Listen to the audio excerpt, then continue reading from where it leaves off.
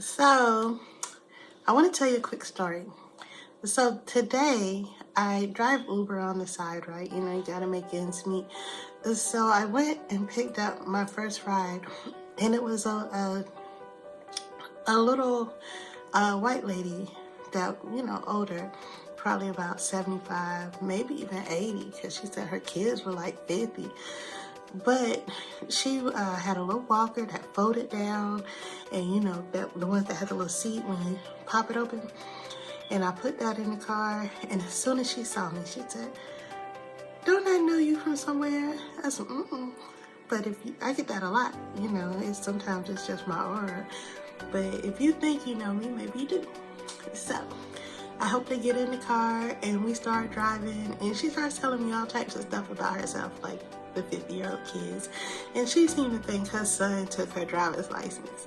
And I don't know if her son took her license or not, but she thought so. So she said she had one up for him, almost like like she had a plan, like a master plan. She had talked to the DMV and she was gonna get her license back, and she was so sassy that she reminded me of my grandmother. Like the way she used words, the stuff she talked about, even the suspicion. I'm pretty sure her son didn't take her driver's license, but she was convinced. And okay, we'll play that game. And so she just kept talking. She lived in a trailer. And I said, okay, so you did my real estate mind kick in. And I'm trying to figure out what kind of trailer. Is it on a lot? But should I get a lot and put trailers on it? That might be a good investment. But then I kept, pointing out trailers as we're riding. It's like a 20-minute ride. I took her out to the country. The every trailer I pointed at, it wasn't the right kind of. She said you could pull it with a truck. So I'm thinking RV then. It's not a trailer, it's an RV. So I pointed out an RV. She said it's shorter than that. It's much shorter than this RV. Then mind you, we talk about a 70-year-old woman.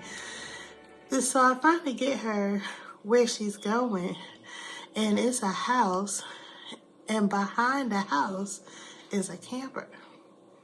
A camper, y'all. And she had said she had a hard time getting in the bed because the bed is on the back side. You got to step up, and if you know how a camper, you know, right? And I felt so bad because what happened? On the ride there, she told me she was college educated. She got adult children. But when she got there, she said, can you believe I paid $500 to sleep here? And the only response I could give her was, at least you're somewhere safe.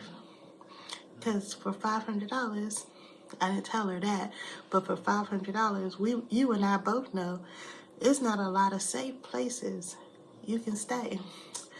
So why do I tell you this story? One, because I can't believe I fell for a little old white lady.